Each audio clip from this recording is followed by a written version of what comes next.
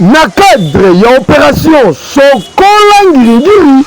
oyo eza mot d'ordre lancé par l'honorable Edi Iyeli Molangi papa ya papa social bakiselaka ye l'incontournable na yango tellement opération Sokola Ngiringiri eza toujours en cours. L'honorable week-end eleki Yamoko Fumunabao Diatabao l'honorable Edi Iyeli Molangi batambuta akitaki na direction Shaba na avenue Ngiringiri toujours kaka na base na ye pona kwa senio avenue Ngiringiri po libulu oyo enyokoli population ya ndenge kosakana te baisager ya commune na ye na komona musala oyo papa azosalela bango pe oyo toujours akokontinue kosalela bango balobaki boye Parce que le gouverneur de la ville, nous sommes les hommes de la nuit, ça va. Par rapport à on dirait que nous avons un mission à donc comme on est papa de Titunga,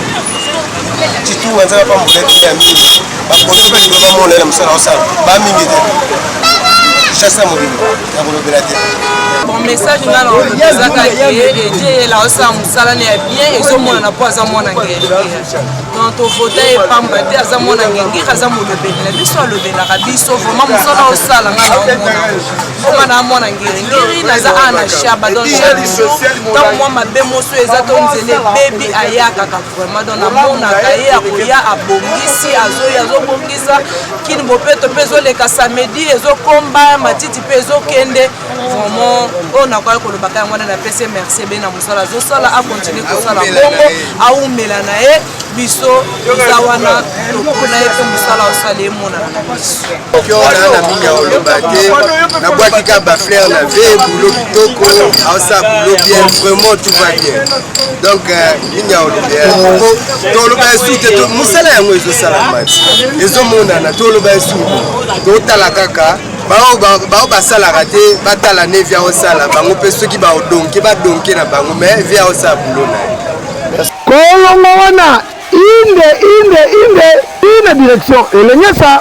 direction oyo relie bacommune ebele na yango l'honorable Edi Iyeli Molangi papa ya papa social le bienfaiteur akendaki koyamba premier citoyen ya ville province ya Kinshasa le gouverneur Jean-Tiningo Bilambaka oyo ye moko akitisaki ye na mabele na ye po ya kovisite direction elengesa ndenge ezobeta madada makadam oyo ekokende route bypass ambiance ezalaki kitoko na impact pa idéologie botala ndeti bozalaki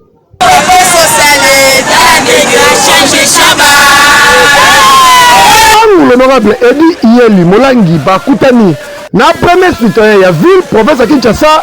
directement azongaki na direction Shaba esika bande kosalisa misala opération Sokola Ngiringiri toujours en marche toujours en cours.